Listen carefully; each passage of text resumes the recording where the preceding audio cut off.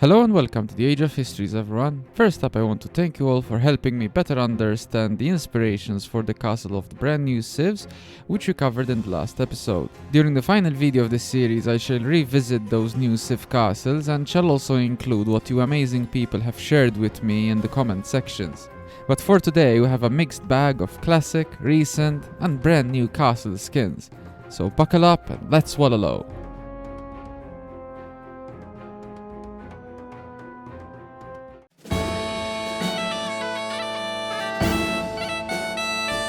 The strikingly beautiful new design of the Celtic castle is one more of those near-exact replicas of a real-life structure, much like what we saw with the Belgian castle and the Poles. However, the real inspiration of this design is not some castle that William Wallace would recognize, for the in-game castle is directly inspired from the 20th century reconstruction of Elgin Donan Castle.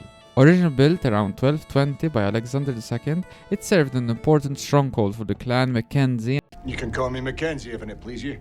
Or if we're being formal, you can call me Chief Mackenzie. And their allies against the Nordic attacks, partly due to its strategic position at the juncture of three lochs. The original castle has long since been lost to time, but was rebuilt into the spectacular landmark it is today, and that now graces the Aoe2 battlefields.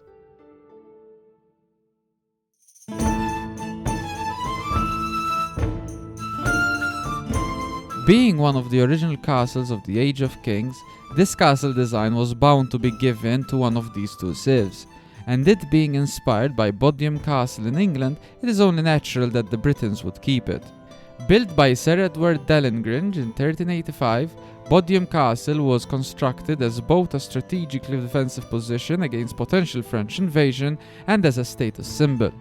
For centuries, Bodiam Castle stood as a symbol of power and luxury until the English Civil War of the 1640s, following which Parliament gutted the castle, never to be used again.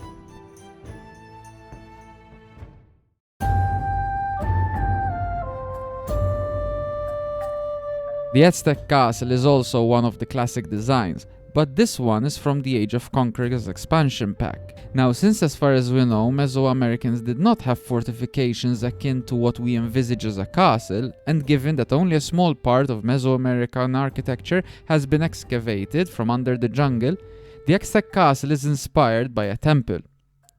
More specifically, I believe, the Temple of the Inscriptions at Palenque, which is a grand stepped pyramid built in the 7th century to honor the Maya, not Aztec, ruler Pakal the Great. Inside, archaeologists found one of the most significant royal tombs in Mesoamerica, complete with intricate carvings and a mysterious sarcophagus deep within its core.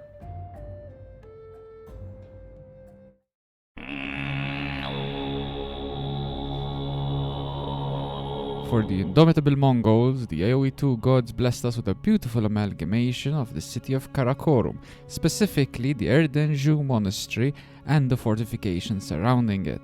The city of Karakorum, which was founded in the 13th century by Genghis Khan and later developed by his son Kublai, was largely lost to time after the fragmentation of the Mongol Empire. What remains of the original city is mostly ruins and includes some foundations and fragments of the original walls. The monastery which we are referring to was built in the 16th century close to the ruins of the city and is the oldest surviving Buddhist monastery. This was some of the first in a significant list of restorations of the Karakorum site, which still serves as a monastery to one of the greatest conquerors of all time, whose mighty hordes of Mangudai now terrorize the digital battlefields.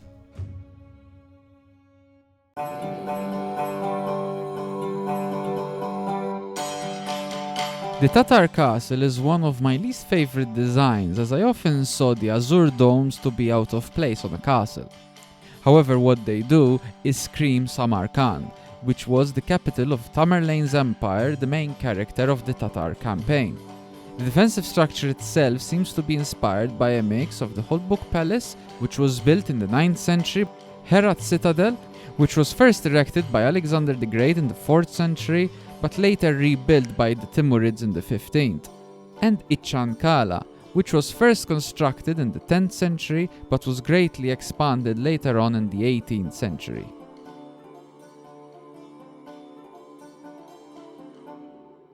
With these civs, we have arrived at the midpoint of the definitive list of AoE2 castles for 2025. For those of you still here, I would like to thank you for sticking with me and for the energy which you bring to this channel. Don't forget to hit the like and subscribe buttons if you haven't already, as this truly helps our channel grow. But goodbye for now, and thank you for watching.